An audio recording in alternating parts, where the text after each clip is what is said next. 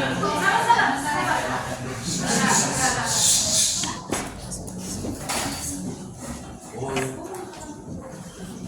selanjutnya saya akan menjelaskan materi peran pemangku kepentingan. Yang pertama ada peran peneliti dalam proses hilirisasi. Nah, peneliti ini berperan untuk melakukan riset untuk menemukan solusi dari berbagai macam permasalahan. Namun jika peneliti ini tanpa dukungan, hasil riset ini mungkin tidak berkembang menjadi produk yang dapat digunakan oleh masyarakat.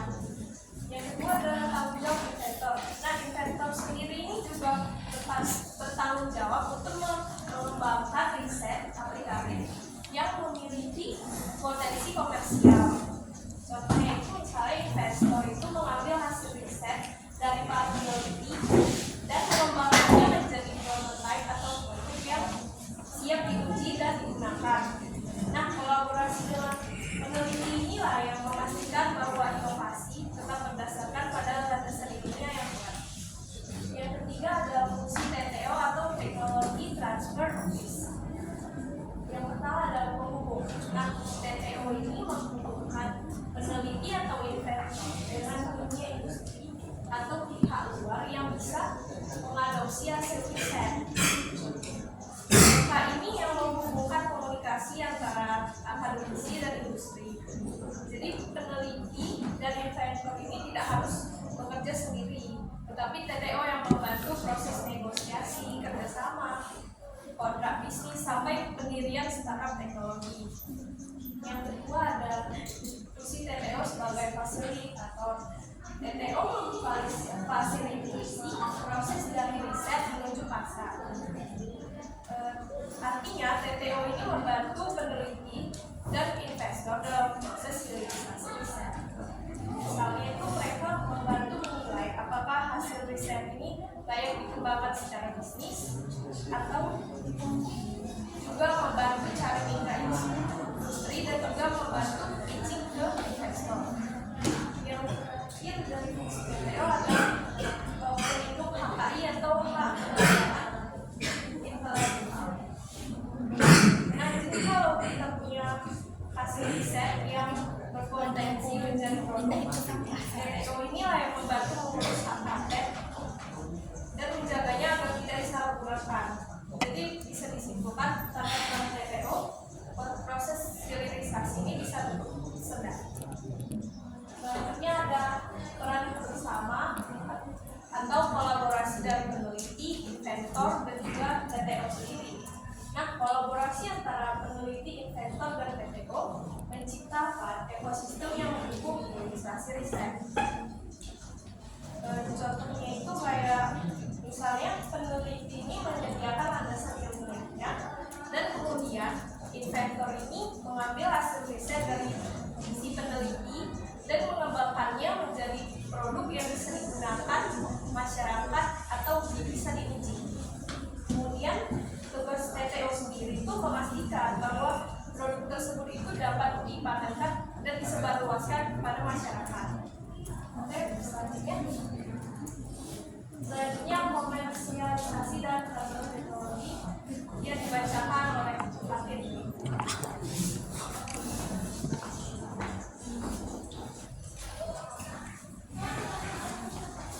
Selanjutnya saya Fatin Akhira. Di sini saya akan menjelaskan komersialisasi dan transfer teknologi. Yang pertama itu ada universitas, peran universitas maksudnya.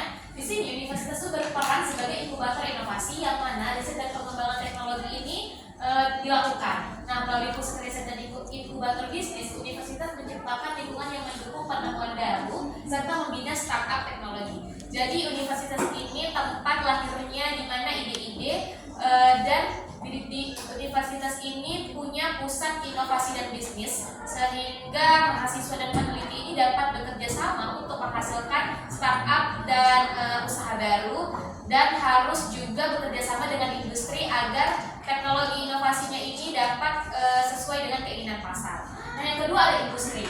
Nah, industri ini sebagai mitra strategis yang mana mereka bukan hanya menjadi pihak yang memasarkan produk hasil inovasi, tetapi juga sering terlibat sebagai CEO developer dalam penyempurnaan teknologi agar sesuai dengan kebutuhan pasar. Jadi industri atau perusahaan ini perannya sangat penting untuk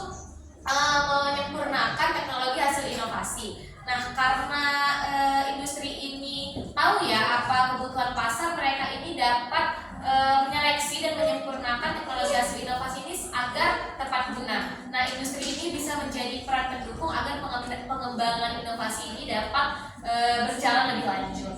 Nah, yang ketiga ada peran pemerintah, yang mana pemerintah menyediakan regulasi yang melindungi hak kekayaan intelektual, memberi insentif untuk kegiatan riset dan inovasi, serta menyediakan berbagai skema pendanaan seperti hibah penelitian, dana inkubasi atau program matching fund. Jadi pemerintah di sini itu berhak membuat aturan dan mendukung program-program hasil inovasi tadi. Nah, pemerintah ini bisa membuat aturan hak kekayaan intelektual, memberikan dana penelitian, sehingga nanti proses komersialisasi ini tuh dapat berjalan dengan lancar. Nah, yang terakhir itu ada kolaborasi lintas sektor melalui kerjasama antara universitas, industri, pemerintah, dan teman-teman kepentingan lainnya seperti lembaga keuangan dan komunitas inovasi. Proses komersialisasi dapat berlangsung lebih cepat dan efektif. Jadi dengan adanya kerjasama antara beberapa pihak itu, baik universitas, industri, pemerintah, lembaga keuangan, dan para komunitas inovasi itu dapat membuat hasil-hasil dari teknologi itu benar-benar bisa dilakukan di kehidupan nyata. Jadi ini tuh juga bisa disebut dengan pendekatan triple helix, yang mana kolaborasi antara tiga pihak utama, yaitu university, industri, and government. Mungkin itu saja yang dapat saya sampaikan. Saya kembalikan, dilanjutkan oleh Abel. Terima kasih.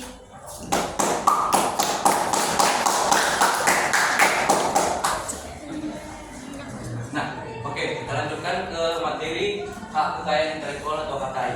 Nah, simpelnya HKI ini adalah hak hukum yang diberikan kepada individu atau badan hukum atas dasar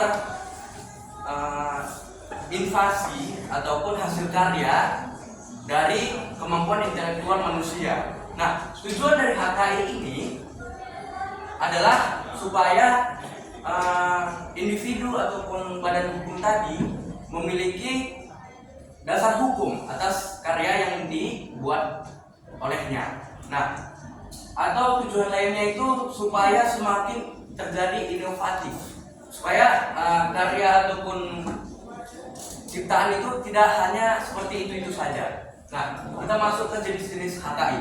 Yang pertama, hak paten.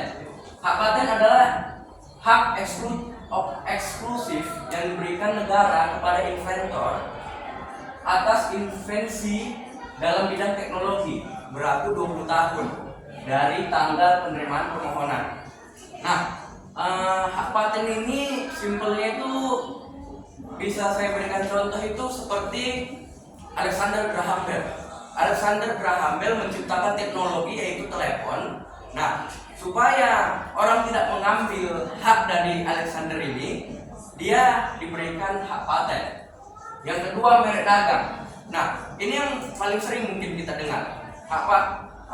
Merek dagang ini seperti logo, warna, ataupun desain yang dilindungi dan dia dilindungi di dalam Undang-Undang Merek Nomor 20 Tahun 2016 dan Perjanjian TRIPS. Nah, contohnya itu seperti merek dari geprek onsu. Mungkin teman-teman pernah dengar permasalahannya geprek onsu.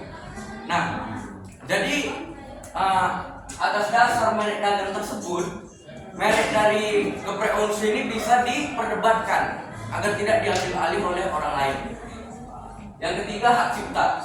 Nah, hak cipta ini mungkin simpelnya kawan-kawan pernah ke bioskop. Nah, di bioskop itu dia ada awalnya itu hak cipta yang diatur dalam Undang-Undang Nomor 28 Tahun 2014. Yang keempat, desain industri.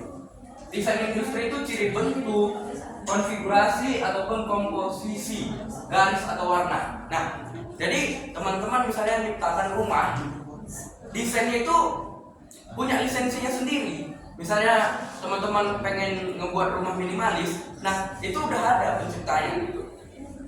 Nah, jadi gimana sih cara supaya kita mempunyai hak paten? Gimana tuh? Terima kasih. Nah, langkah pendaftaran paten di Indonesia ini ada 5 tahap. Yang pertama permohonan. Permohonan itu kayak pemeriksaan formalitas gitu. Jaraknya itu dari 0 sampai 6 bulan dari jangka permohonan. Yang kedua masa tunggu. Masa tunggu itu misalnya 6 sampai 18 bulan dari tahap awal yaitu permohonan. Waktu ini dibagi oleh DJKI. DJKI itu Direktorat Jenderal Kekayaan Intelektual yang ada di Indonesia untuk mengevaluasi permohonan tersebut.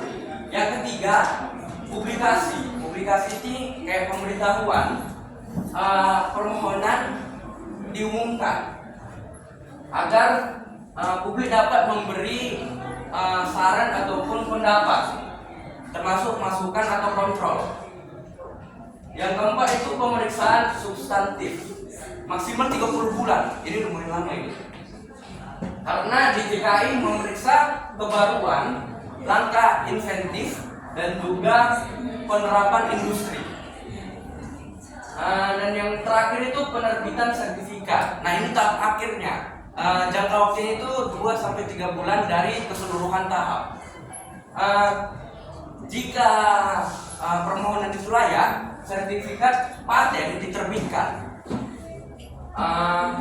dengan membayar ada bayarannya, membayar anuti setiap tahun. Nah, hak kekayaan intelektual ini ada perlindungan hukum dan juga pencegahan pelanggaran. Itu kayak diperhatikan gitu. Apakah ada yang meniru? 3 tahap dari perlindungan hukum dan pencegahan pelanggaran ini yaitu monitoring pasal. Yang kedua surat peringatan atau case and disease. Yang ketiga gugatan pelanggaran HKI di pengadilan niaga. Nah, kawan-kawan pernah nggak sih dengar video kena copyright? Itu contoh simpelnya dari tahap-tahap perlindungan hukum dan pencegahan pelanggaran ini. Kita masuk ke strategi monetisasi HKI. Teman-teman kebingungan nggak? Misalnya teman-teman ini mau mencontoh hasil karya orang lain, tapi takut terkena copyright. Nah, jadi ada strateginya supaya kita bisa memonetisasi atau memanfaatkan HKI yang tadi. Yang pertama lisensi. Lisensi ini sudah saya sebutkan tadi. Pemilik HKI memberikan izin berbayar kepada pihak ketiga untuk memproduksi atau menjual inversi. Contohnya ini kayak misalnya kawan-kawan pernah nggak sih melihat merek terkenal bekerja sama dengan Disney gitu? Pernah? Enggak. Nah, coba nanti dilihat. Itu ada contohnya. Jadi misalnya fans gitu bekerja sama dengan Disney, Disney itu memberikan hak untuk membuat baju ataupun sepatu itu dengan lisensi dari Disney. Yang kedua royalti. Royalti itu pemegang paten. Nah, royalti ini baru-baru ini bisa kita tahu itu royalti itu kayak misalnya Ahmad Dhani. Ahmad Dhani meminta royalti dari lagu yang dimainkan oleh seseorang. Contoh simpelnya seperti itu. Yang ketiga joint venture. Nah, membentuk perusahaan patungan dengan mitra industri. Nah, contohnya ini kayak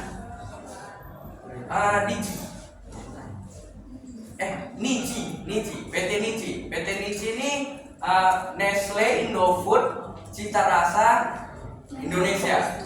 Nah, jadi mereka Indofood dan Nestle ini bekerja sama untuk membuat bumbu masakan. Nah, mungkin itu saja dari saya lanjutkan ke moderator. Ya, terima kasih untuk materi kita. Ambil rekomendasi ungkapan. Hari ini kita akan membahas mengenai kelenjaran tentang komersialisasi. Ini yang dibawa oleh saya sendiri. Jadi singkat saja, di mana ada 4 dan beberapa lanjutannya yang akan dibawakan oleh teman saya juga. Yang pertama, kurangnya riset aplikatif dan prioritas pasar. Di mana pelaku usaha yang mengenali kebiasaan itu tren lama untuk melakukan riset kecil tentang apa yang benar-benar dibutuhkan oleh konsumen. di sini jelas bahwasannya kurangnya survei akibat produksi maupun yang membuat pelaku-pelaku usaha tidak tahu apa yang sebenarnya yang mau dibuat ataupun yang mau dipasarkan, sehingga menjadi kendala dan tantangan dinamika yang ada untuk kreativitas dari inovasi bisnis. Yang kedua, keterbatasan pandangan pada awal pendanaan awal, artinya pengusaha kecil sering sekali kurang modal. Benar sekali teman-teman. Pengusaha-pengusaha baru atau pelaku usaha bisnis baru tidak diberikan akses seperti bank dan lain-lain, dan seharusnya pemerintah di sini bisa menandai atau membantu bagaimana UMKM kecil untuk meningkatkan inovasi maupun kreativitasnya. Itu juga salah satu dinamika tantangan yang harus dilakukan oleh UMKM kecil saat ini. Yang ketiga, hambatan infrastruktur dan riset inkubasi. Benar, di mana pelaku usaha sering tidak memiliki akses fasilitas pendukung untuk mendapatkan dapur produksi bersama, di mana alat pengujian kualitas untuk membuat fasilitas kritis. Teman-teman tahu, infrastruktur kita yang ada di Indonesia ini masih dibilang tahap pembangunan, di mana teknologi yang sudah dijelaskan beberapa teman-teman yang sebelumnya dijelaskan di materi 1, 2, dan 3, 4, itu benar teknologi masih perlu yang namanya peningkatan dan peningkatan. Akses signal maupun akses jaringan terus diperlakukan pembaharuan untuk meningkatkan yang namanya kualitas produk untuk menyebarkan apa yang akan kita pasarkan kepada segmentasi pasar. Terakhir, ada rendahnya kesiapan teknologi yang biasa disebut TNR. Pelaku usaha sudah mempunyai ide bagus dan produk baru, tapi masih dalam bentuk awal dan belum bisa dipasarkan secara luas. Ini bisa didapatkan pada produk halal, di mana biasa kita dapatkan di BPOM dan produk makanan, di mana produksi untuk label halal itu sangat ribet dan sulit untuk kita terapkan. Selanjutnya, untuk next operator, selanjutnya akan dilanjutkan oleh pemateri yang lain, yaitu Sabrina Azra. Saya persilakan.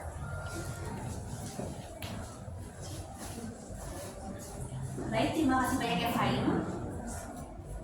Selanjutnya kita masuk ke kendala dan tantangan komersialisasi yang lain. Selain daripada yang sudah dijelaskan Faim, itu ada keterbatasan jejaring dan akses ke mitra industri. Nah teman-teman, faktanya bisa kita lihat banyak sekali inovator-inovator muda dari kampus, dari wilayah-wilayah kecil ataupun dari berbagai daerah, itu punya pemikiran yang out of the box, punya pemikiran yang super liar, tapi menjadi kendala adalah mereka nggak punya akses ke mitra industri. Kita ambil aja studi kasusnya, yaitu misalnya kita sekelompok mahasiswa melihat di suatu permasalahan banyak sekali pelaku-pelaku usaha yang nggak dapat pinjaman dari bank. Kemudian di sisi lain kita juga bisa lihat investor itu juga ingin berinvestasi tapi nggak tahu mau investasi kemana. Nah, dengan adanya hal itu, sekelompok mahasiswa ini membuat suatu aplikasi penghubung antara investor dan juga UMKM. Tapi sayangnya mereka nggak punya mitra, mereka nggak punya akses ke Kementerian UMKM, mereka nggak punya akses ke Kementerian Koperasi dan sebagainya. Otomatis mereka cuma jadi prototipe ataupun ide di atas kertas. Yang kedua itu ada, maaf yang benar itu ada kesenjangan antara akademisi dan juga pelaku bisnis. Biasanya akademisi ini hanya fokus pada riset dan juga keilmuannya, sedangkan pelaku bisnis ini fokus pada pengembangan produknya, kan kakak-kakak di belakang. Ya. Nah jadi teman-teman, kalau misalkan nggak ditemukan kecocokan antara pelaku bisnis dan juga si akademisi ini, maka suatu ide ini bisa berjalan sia-sia. Contohnya dari ide yang tadi itu kita bisa lihat bahwa mungkin sang riset ini berpikir bahwa dengan buat aplikasi penghubung antara UMKM dan investor itu udah jadi contoh terbaik, itu udah jadi solusi terbaik. Tapi kita juga lihat pelaku usahanya, kira-kira pelaku UMKM itu cocok atau enggak dengan inovasi tersebut. Kemudian ada regulasi lambat yang juga tidak adaptif. Teman-teman tahu nggak packaging biodegradable? Nggak tahu. Itu packaging dari rumput laut yang ada di berbagai wilayah lautan. Nah teman-teman, itu suatu inovasi yang sudah dikembangkan dari salah satu mahasiswa di Universitas Gajah Mada. Faktanya inovasi itu nggak bisa diterima di pasar karena nggak ada regulasi yang mendukung tentang inovasi tersebut. Jadi kalau misalkan kita mau buat inovasi, kita juga perlu lihat kira-kira ada nggak regulasi yang mengatur tentang inovasi tersebut. Next. Kemudian ada risiko gagal produk di pasar.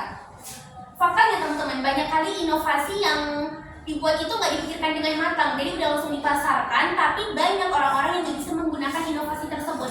Jadi kalau misalkan kita sebagai inovator mau buat suatu pembaruan, itu kita juga harus riset benar-benar ke target pasar, kira-kira mereka akan perlu atau enggak dengan inovasi kita. Kemudian ada persepsi negatif terhadap produk lokal. banyak dari kita yang merasa bahwa produk lokal ini nggak terlalu bagus, produk lokal ini nggak terlalu baik, karena kita lebih sering melihat dan mandang produk lokal ini sebelah mata. Padahal sebenarnya faktanya sekarang adalah banyak sekali produk-produk lokal yang udah sama kualitasnya dengan produk-produk high end. Dan yang terakhir itu ada minimum edukasi, kewirausahaan dan juga teknologi. Banyak orang-orang yang punya pikiran yang sangat baik, sangat bagus, sangat liar, tapi mereka nggak pandai untuk berjualan, mereka nggak punya ilmu kewirausahaan. Jadi teman-teman, kalau misalkan kita bisa buat suatu inovasi, lebih baik kalau misalkan kita juga dibarengi dengan ilmu-ilmu kewirausahaan supaya kita bisa memproduksikan produk kita ke pasaran. Sekian dari saya, selanjutnya saya serahkan kepada Christine. Terima kasih.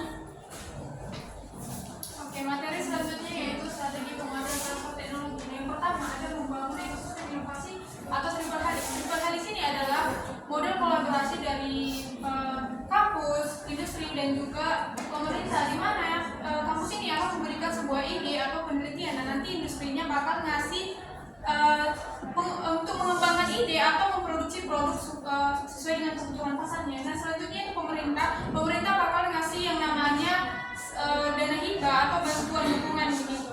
Nah selanjutnya ada peran inkubator bisnis atau SINSPAK. Nah inkubator bisnis ini adalah tempat buat startup atau mahasiswa yang punya ide inovasi bisnis gitu dan bakal dibimbing untuk mengembangkan ide atau inovasi tersebut. Nah selanjutnya SINSPAK adalah tempat khusus yang disediakan untuk pengembangan hasil risetnya. Nah selanjutnya yaitu kolaborasi triple helix, di mana yang tadi adalah akademisi atau kampus, industri dan pemerintah itu memiliki kampus memiliki sebuah hasil penelitian, riset atau inovasi, nah akan dikembangkan di industri dan juga akan dibantu oleh pemerintah. Nah selanjutnya itu peran digital dalam akselerasi transfer teknologi. Yang pertama itu platform open inovasi, di mana kita bisa gabung kolaborasi untuk memberikan sebuah ide. Nah selanjutnya itu sistem manajemen HKI digital, yaitu untuk membuat HKI atau mendaftar hak cipta secara online secara cepat.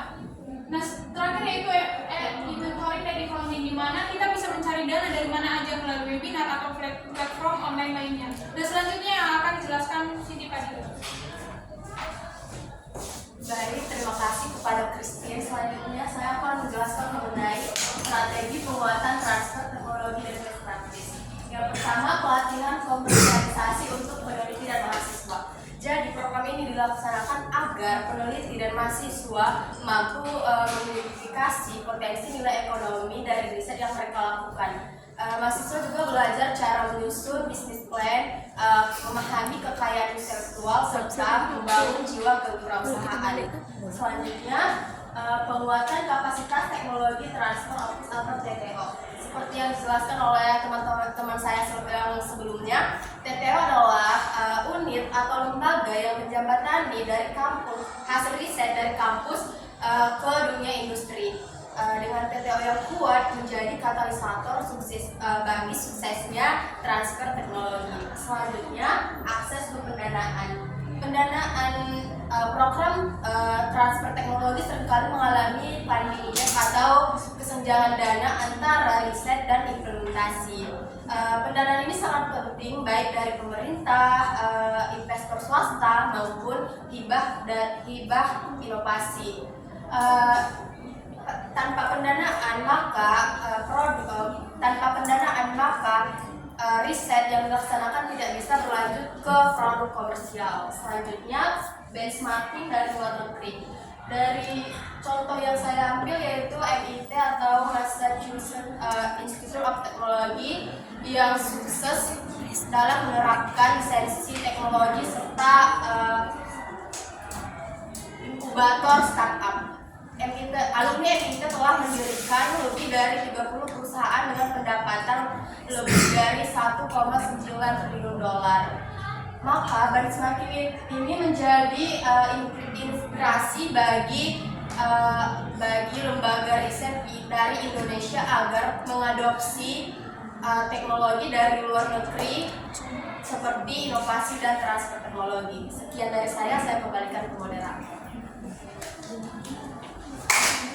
Terima kasih atas pemaparan pemateri kami semua. Akhir kata dari kesimpulan yang bisa kita sampaikan adalah baik komersialisasi dan teknologi adalah satu kesatuan atau satu keutuhan yang mana semua ini harus menyambung satu sama lain. untuk meningkatkan yang namanya tingkat penjualan.